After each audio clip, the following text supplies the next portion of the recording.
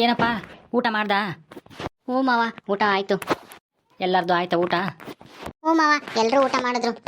ನೋಡಪ್ಪ ಕೇಶವಪ್ಪ, ಇನ್ನೇನು ನೀನು ಇಲ್ಲಿರಕ್ಕೆ ಒಪ್ಕೊಂಡಿದ್ಯಾ. ನನ್ನ ಮಗಳೂ ನಿನ್ನ ಕ್ಷಮಿಸಿ ಇಲ್ಲಿ ಇರೋಕ್ಕೆ ಒಂದು ಅವಕಾಶ ಮಾಡಿಕೊಟ್ಟವಳೆ. ಒಟ್ಟಿನಲ್ಲಿ ನೀನು ಚೆನ್ನಾಗಿ ಇದ್ಕೊಂಡು ಹೋಗಬೇಕು ಅಷ್ಟೇ.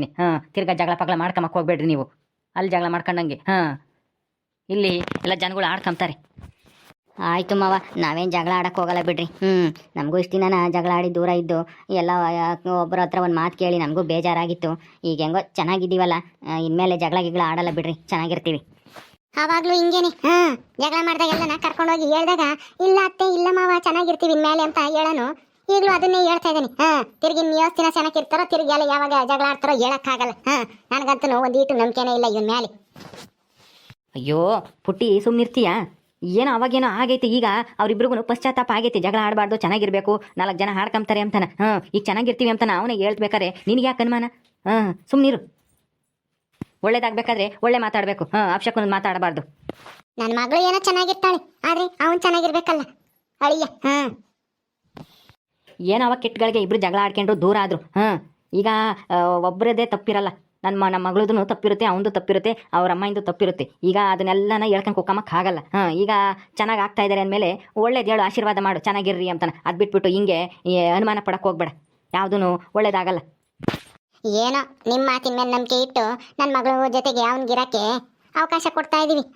ಏನಾದ್ರೂ ತಿರ್ಗಾ ಜಗಳ ಗಿಗ್ಲ ತದ್ರೆ ನಾನಂತೂ ಸುಮ್ಮನಿರಲ್ಲ. ನನ್ನ ಮಗಳನ್ನ ಚೆನ್ನಾಗಿ ಮಹಾರಾಣಿ ಥರ ಸಾಕಿದೀವಿ ನಾವು. ಹಂಗೆ ನೋಡ್ಕೋಬೇಕು ಅವನು. ಸುಮ್ಮನಿರು, ಈಗ ಎಲ್ಲ ಒಳ್ಳೇದಾಗೈತೆ. ಸರೋಜಾ, ಹೋಗಮ್ಮ, ಕರ್ಕೊಂಡು ನಡಿ ನಿನ್ನ ಮನೆಗೆ ನಿನ್ನ ಗಂಡನ. ಸರಿ ಆಯ್ತಪ್ಪ, ನಡೀರಿ ಹೋಗೋಣ. ಕಮಲಾ, ನೀನು ನೋಡ್ತಿದ್ರೆ ಇವತ್ತು ತುಂಬ ಸಂತೋಷ ಆಗ್ತೈತೆ ಕಣಮ್ಮ. ಹೌದಾ? ಯಾಕೆ ಮಾವ, ಏನಾಯ್ತು? ಅಲ್ಲ, ಇವರು ಎಷ್ಟು ರಾಜಿ ಮಾಡಿ ಬಿಟ್ಟು ಬಂದ್ರೂ ಸರಿ ಆಗ್ತಾ ಇರಲಿಲ್ಲ. ನನ್ನ ಅಳಿಯನು ನನ್ನ ಮಗಳೂ. ಅದಕ್ಕೆ ಅತ್ಲಾಗೆ ಅಲ್ಲಿ ಕಳಿಸೋದೇ ಬೇಡ ಅಂತ ನಾನು ನನ್ನ ಹೆಂಡ್ತಿನೂ ನಿರ್ಧಾರ ಮಾಡಿ ನನ್ನ ಮಗಳಿಗೆ ಇಲ್ಲೇ ನಮ್ಮ ಮನೇನೇ ಇತ್ತಲ್ಲ, ಅದ್ರಾಗೆ ಇರಮ್ಮ ನೀನು, ನಮ್ಮ ಜೊತೆಗೆ ಇರೋಕ್ಕೆ ಇಷ್ಟ ಇಲ್ದಿದ್ರೆ ಅಂತ ಹೇಳಿ ಇಲ್ಲೇ ಇಕ್ಕೊಂಡಿದ್ವಿ. ಅಲ್ಲಿ ಒಂದು 7-8 ತಿಂಗಳು ಆತೇನಮ್ಮ ಅವಳು ತವ್ರ ಮನೆಗೆ ಬಂದು ಸೇರ್ಕೊಂಡು. ಅಲ್ಲಿವರೆಗೂ ಇದುವರೆಗೂ ಇತ್ಲಾಗ ತಿರುಗೂ ನೋಡಿರಲಿಲ್ಲ ನನ್ನ ಅಳಿಯ. ಹೆಂಗೋ ನಿನ್ನಿಂದ ಇವತ್ತು ಇಲ್ಲಿಗೆ ಬಂದು ಹೆಂಗೋ ಚೆನ್ನಾಗಿರ್ತೀನಿ ಅಂತ ಹೇಳಿನಲ್ಲ, ಅದಕ್ಕೆ ಇದೆಲ್ಲ ಸಾಧ್ಯ ಆಗಿದ್ದು ನಿನ್ನಿಂದ ಅಲ್ವಾ? ಅದಕ್ಕೆ ಹಂಗೆ ಹೇಳ್ದೆ. ನಿನ್ಗೆ ಒಳ್ಳೇದು ಮಾಡಲಮ್ಮ ದೇವರು. ಹೌದಪ್ಪ, ಕಮಲ ಇಲ್ಲದಿದ್ರೆ ಅಕ್ಕನ ಜೀವನ ಸರಿ ಆಗ್ತಾನೇ ಇರಲಿಲ್ಲ ಅನ್ಸುತ್ತೆ. ಹೆಂಗೋ ಅತ್ಲಾಗೆ ಅಕ್ಕ ಇವಾಗ ಬಾವನ ಜೊತೆ ಚೆನ್ನಾಗಿರ್ತಾಳಲ್ಲ, ಅಷ್ಟೇ ಸಾಕು. ಅಯ್ಯೋ ಅಯ್ಯೋ ಅಯ್ಯೋ, ಏನು ಯಾರು ಮಾಡದೇ ಇರೋ ಅಂಥದ್ದು ಮಾಡೇವಳೆ ಮಂಗೆ ಏನು ಹೊಗಳ್ತೀರಾ? ಸುಮ್ಮನಿರ್ರಿ. ಇಷ್ಟು ದಿನ ದೂರ ಇದ್ನಲ್ಲ, ಒಂದು 7-8 ತಿಂಗಳಿಂದನ ಇವರು ಸರಿಯಾಗಿ ಹುಕ್ದಿರ್ತಾರ ಅವನಿಗೆ. ಅದಕ್ಕೆ ಕರೆದ್ರೆ ಸಾಕು ಓಡೋಗೋಣ ಅಂತ ಕಾಯ್ತಿದ್ದೇನೋ. ಇವಳು ಅದೇ ಸಮಯಕ್ಕೆ ಸರಿಯಾಗಿ ಹೋಗ್ಯವಳೆ, ಅಷ್ಟೇ ಆಗಿರೋದು. ಈಗ ಯಾರು ಹೋಗಿ ಅವನ್ನ ಹೋಗಿ ಕರೆದಿದ್ರು ಬಂದ್ಬಿಡೋನು, ಓಡೋಡ್ ಬಂದ್ಬಿಡೋನು. ಕರಿಯೋದನ್ನೇ ಕಾತ್ಕೊಂಡಿದ್ದೇನೋ, ಅದಕ್ಕೆ ಇವಳು ಕರೆದೇವಳೆ ಬಂದೇವನ ಅಷ್ಟೇನೆ. ಊರಾಗೆಲ್ಲ ಹೋಗ್ತಿರ್ತಾರೆ ಸಂಬಂಧಿಕರು ಎಲ್ಲಾನ, ಅದಕ್ಕೆ ಬಂದೇವನ ಅಷ್ಟೇನೆ. ಅದಕ್ಕೆ ಏನಂಗೆ ಇವಳನ್ನೇ ಹೋಗ್ಲತ್ತೀರ ಏನೋ, ಇವಳೇನು ಗನಂದಾರಿ ಕೆಲಸ ಮಾಡ್ಯವಳೇನೋ ಅಮ್ಮಂಗೆ.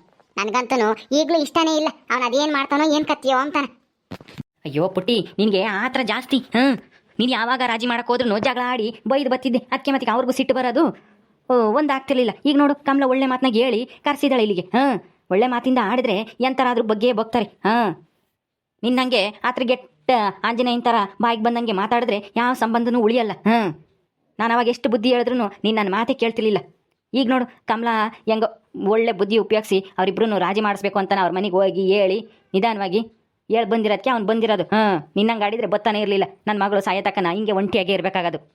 ಅಯ್ಯೋ ಹೋಗ್ಲಿ ಬಿಡಿ ಮಾವ, ನನ್ನ ಯಾಕೆ ಅಷ್ಟೊಂದು ಹೋಗ್ಲತ್ತೀರಾ? ಏನೋ ನಾನು ಮದುವೆ ಆಗಿ ಬಂದಾಗೆ ಇಂದನ ಸರೋಜಕ್ಕನ ಜೀವನ ಹೆಂಗಾದ್ರೂ ಮಾಡಿ ಸರಿ ಮಾಡಬೇಕು, ಅವ್ರ ಗಂಡನ ಜೊತೆ ಒಂದಾಗಿರೋ ಥರ ಮಾಡಬೇಕು ಅಂತ ನನ್ನ ಮನಸ್ಸಲ್ಲಿತ್ತು. ಅದನ್ನು ನಾನು ಧೈರ್ಯವಾಗಿ ಮಾಡಿದೆ ಅಷ್ಟೇನೆ. ಅದರಲ್ಲಿ ನನ್ನ ಹೊಗಳು ಅಂಥದ್ದೇನೂ ಇಲ್ಲ. ಬಿಡಿ ಹೋಗ್ಲಿ, ಹೆಂಗೋ ಚೆನ್ನಾಗಾದ್ರಲ್ಲ ಅಷ್ಟೇ ಸಾಕು. ಅಯ್ಯೋ ಕಮಲ, ಒಳ್ಳೆ ಕೆಲಸ ಮಾಡಿದಾಗ ಹೊಗಳಬೇಕು. ಅದಕ್ಕೆ ಅವಾಗಲೇ ಮತ್ತೀಗ ಅವ್ರಿಗೆ ಇನ್ನೂ ಒಳ್ಳೊಳ್ಳೆ ಕೆಲಸ ಮಾಡೋದಕ್ಕೆ ಒಂಥರ ಪ್ರೋತ್ಸಾಹ ಸಿಕ್ಕಂಗಾಗುತ್ತೆ.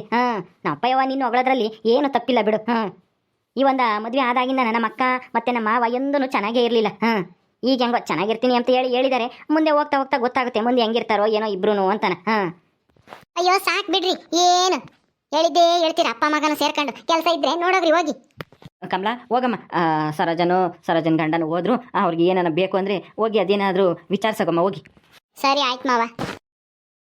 ಕುಮಾರ, ಒಳ್ಳೆ ಹುಡುಗಿನೇ ಮದುವೆ ಆಗಿದೆಯಾ ಕಣೋ. ನೀನು ಆಟ ಮಾಡಿ ಯಾವ ಹುಡುಗಿನೇ ಮದುವೆ ಆಗಬೇಕು ಅಂತ ಹೇಳಿ ಆಟ ಮಾಡಿ ಮದುವೆ ಆಗಿದ್ಕೂ ನಮ್ಮ ಮನೆ ಇವತ್ತು ಉದ್ಧಾರ ಆಯಿತು. ಹೆಂಗ ಮುಂದೆನೂ ಚೆನ್ನಾಗಿ ನಡೆಸ್ಕೊಂಡು ಹೋಗ್ತಾಳೆ ನಿನ್ನ ಹೆಂಡ್ತಿ ಅಂತ ನನಗೆ ಇವತ್ತು ನಂಬಿಕೆ ಬಂತಪ್ಪ. ಅದಕ್ಕೆ ಅಪ್ಪ ನಾನು ಕಮಲಾ ತುಂಬ ಒಳ್ಳೆಯವಳು, ಬುದ್ಧಿವಂತೆ ಅಂತಾನೆ ನೀವು ಬೇಡ ಅಂತಂದ್ರೂ ನಾನು ಅವಳನ್ನೇ ಮದುವೆ ಆಗ್ತೀನಿ ಅಂತೇಳಿ ಹಠ ಹಿಡಿದು ಮದುವೆ ಆಗಿದ್ದು. ಈಗಲಾದ್ರೂ ಅರ್ಥ ಆಯ್ತಲ್ಲ ಕಮಲ ಎಂತವಳು ಅಂತ. ನಿಮ್ಮ ಅಮ್ಮ ನಂಗೆ ಒಂಟಿಡ್ತಾ ಆಗಿದ್ರೆ ಏನೂ ಇಲ್ಲ, ಸಂಸಾರನೇ ಆಗ್ತಿರ್ಲಿಲ್ಲ. ಹೆಂಗೋ ಹೊಂದ್ಕೊಂಡು ಹೋಗ್ತಾಳಲ್ಲ ನೀನು ಹೆಂಡ್ತಿ, ಅದಕ್ಕೆ ಸಂತೋಷ ಆಯಿತು. ಬರ್ತೀನಿ ನಾನು, ಹೊಲ್ ಕಡೆಗೆ ಹೋಗ್ಬರ್ತೀನಿ. ಸರಿಯಪ್ಪ ಆಯ್ತು, ಹೋಗ್ಬರ್ರಿ. ಅಲ್ಲ ನನಗಿಂತನ ನಿಮಗೆ ನೆನ್ನೆ ಮನೆ ಬಂದಿರಲ್ಲ ಹೆಚ್ಚಾದ್ವಿಲ್ಲ ಏನ್ರಿ? ಏನು ಹೊಗಳಿದ್ದು ನನಗೆ ಬುದ್ಧಿ ಇಲ್ಲ ಅಂತ ಹೇಳ್ತೀರಲ್ಲ ನೀವು. ಬುದ್ಧಿ ಐತೆ, ಆದರೆ ಆತರ ಜಾಸ್ತಿ ನಿನಗೆ, ಸಿಟ್ಟು ಜಾಸ್ತಿ. ಎಲ್ಲರೂ ಸಿಟ್ಟು ಮಾಡ್ಕೊಂತೀಯ. ಕಮಲು ನೋಡಿ ಒಂದು ಸ್ವಲ್ಪ ತಾಳ್ಮೆಯಿಂದ ಇರೋದನ್ನ ಕಲಿ, ಅವಾಗ ಸರಿಯಾಗುತ್ತೆ. ಸುಮ್ಮನೆ ಏನೋ ಕೆಲ್ಸಕ್ಕೆ ಹೋಗ್ತೀವಿ ಅಂತ ಹೇಳಿದ್ರಲ್ಲ, ಹೋಗ್ರಿ. ನನಗೆ ಬುದ್ಧಿ ಹೇಳಕ್ ಬರಬೇಡ್ರಿ, ನಾನು ಅವಳಿಂದ ಕಲಿಬೇಕಂತಿ. ಸರಿ ಸರಿ, ಕಲ್ತಾನ ಕಲಿ, ಬಿಟ್ಟಾನ ಬಿಡು, ನಾವು ಹೋಗ್ತೀನಿ. ಎಲ್ಲ ಇವಳ ನೋಡ್ದ, ನನ್ನ ಗಂಡನ್ ತಗು ನನ್ನ ಮಗನ್ ತಗುನು ಹೋಗ್ಲಿಸ್ಕೊಂಡ್ಬಿಟ್ಲು. ನನ್ನ ಅಳಿಯನ್ಗೆ ಇಲ್ಲದೆಲ್ಲ ಹೇಳಿ ಕರೆಸಿ ಒಂದು ಮಾಡಿಬಿಟ್ಟೆ ಅಂತ ಹೇಳಿ ಏನು ಹೊಗಳಿದ್ದೆ. ಅವಳು ಹೊಗಳದಲ್ದೇನೆ ನನ್ನ ತೆಗಳ್ತಾ ಇದ್ದಾರೆ.